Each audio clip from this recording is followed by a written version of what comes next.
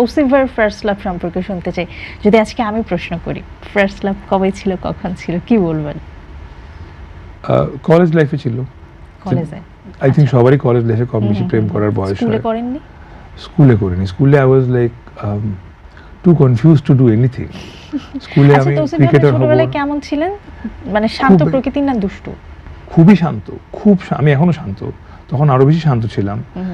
আমার school friend আমাকে relate করতেই পারে না আমার এই তৌসিফের সঙ্গে। সেই তৌসিফ আর এই তৌসিফ কোনোভাবে রিলেট করতে পারে না। আমার ভার্সিটি ফ্রেন্ডরা কম বেশি পারে, কিন্তু স্কুল ফ্রেন্ডরা কোনোভাবেই পারে না।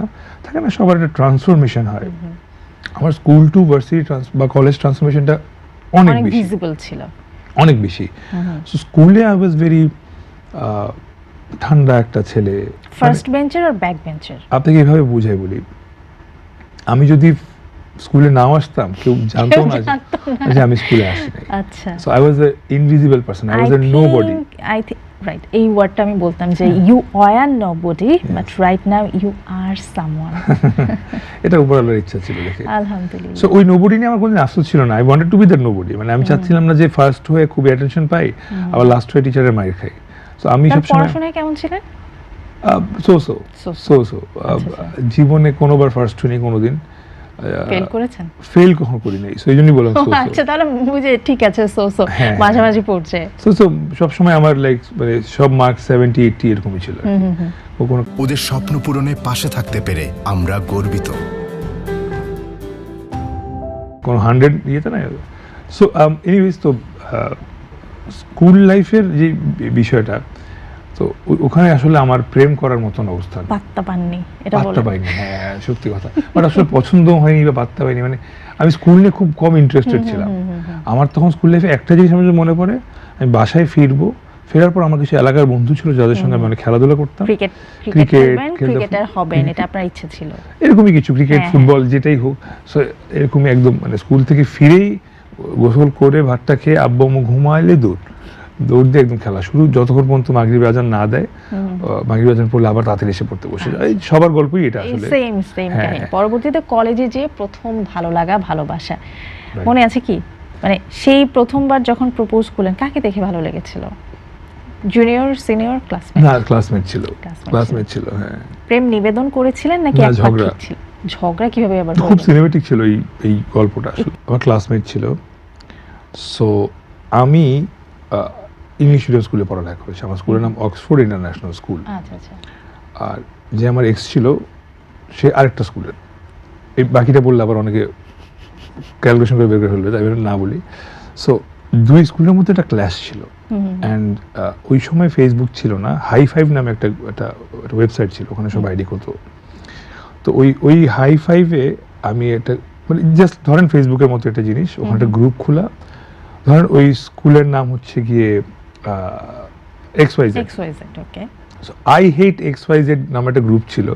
সেই গ্রুপের অ্যাডমিন আমি ছিলাম এবং গ্রুপ আমি ওপেন করেছিলাম। ওই গ্রুপ সুপার হিট ছিল।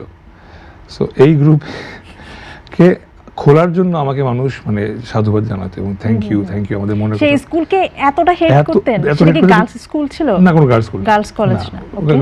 স্পেসিফিকলি গার্লস কিছু না। ওই স্কুলের সবার বিরুদ্ধে আমার কোনো ইস্যু ছিল। আচ্ছা।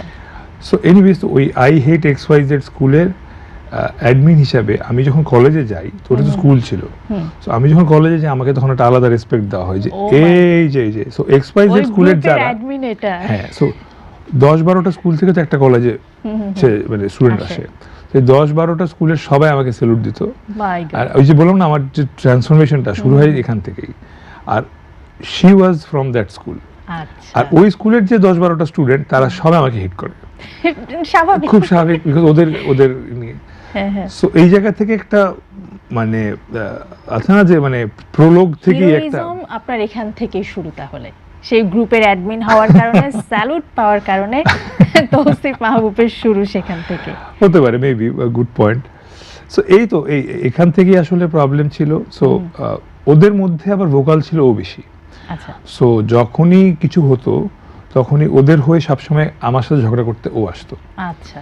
যে তুমি এটা বেশি বুঝো, এটা বেশি করো, এই সেখানে নিজের কুল ভাবো।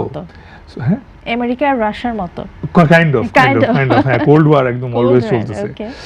সো এইভাবে এটা করতে করতে এক সময় আসলে এটা একটা লম্বা স্টোরি, এটা নিয়ে আমি আসলে অ্যাকচুয়ালি একটা মানে ড্রামা বানানো এই সম্ভব। গল্প বা এই ঝগড়া করতে করতে কি প্রেমে পড়ে যান আপনারা দুইজন? kind of.